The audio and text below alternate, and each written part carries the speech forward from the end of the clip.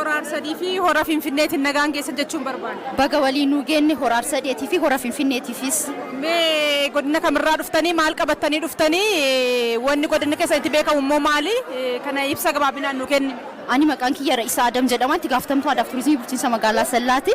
Kan asitti argamneef nyaata aadaa Arsiidha. Qabanneetiin asitti dhufneerra. Nyaanni aadaa Arsii qabanneetiin dhufne micciirraan jira, shakakni jira, marmareen jira, kurkutoo qabna, marqa laaqqaas qabna, takiis qabna. Waan silaa Arsiin ittiin beekamtu hunda isaa finneetiin asitti kan mul'isaatiin jirruu fi godinaaleen kennallee akka irraa baratan naannoo Oromiyaa keessatti godinaaleen hedduu waan jiranii fi nyaata aadaa gosa garaagaraa waliin qabna waan ta'eef akka walirraa barachuu dandeenyu gosa nyaata adda qabanneetiin kan asitti argamneedha jechuudha. Mee nyaati isin qabattanii dhiyaatan kun yeroo keessummaan dhufu kan nyaata addaa gootanii keessummaa kabajaaf dhiyeessitan maali? Meeshaaleen kun maqaan isaanii maal jedhamu? Meeshaan nyaata aadaatti godhamu kunniin qorii jedhama. Qoriin kuni hin qabbaneessu. Dafeellee hin balleessu hin tursiisa jechuudha. Kan irraa hojjetamu mukarraa hojjetama, muka heexoorraa hojjetama. Inni kun immoo calleetu itti dirameetiin miidhagfama. Kuni caccabsaadha, kuni kurkutoodha, kun immoo marmareedha.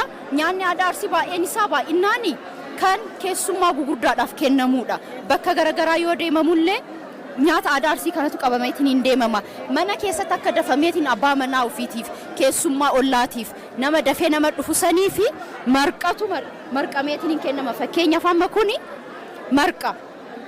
Amma reef nyaatameeti kuni garburraa qophaaha. Kun immoo takiidha.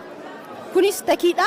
Garburraa hojjetame akkasumas immoo wanti itti nyaatamu hundi isaatu dhadhaadhaan nyaatama. Aannanis qabna. Aannanis fidannee dhufneetiin hin jirra. Kan ittiin dhugamus immoo aannaniin dhugama. Kunooti aannanis jechuudha.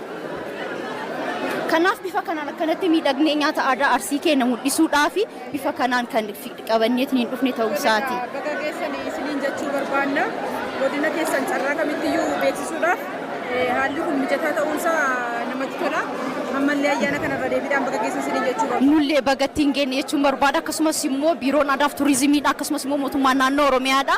Carraa kan asitti nuu banee gosa nyaata adda qabannee akka asitti argamuu dandeenyu fi muuxannoo akka walirraa fudhachuu dandeenyu. Akkasumas immoo tokkummaa uummata Oromoodha walitti nuu fida waan ta'eef carraan kun jiraachuun isaa baay'eetti gammanneerra. Isinis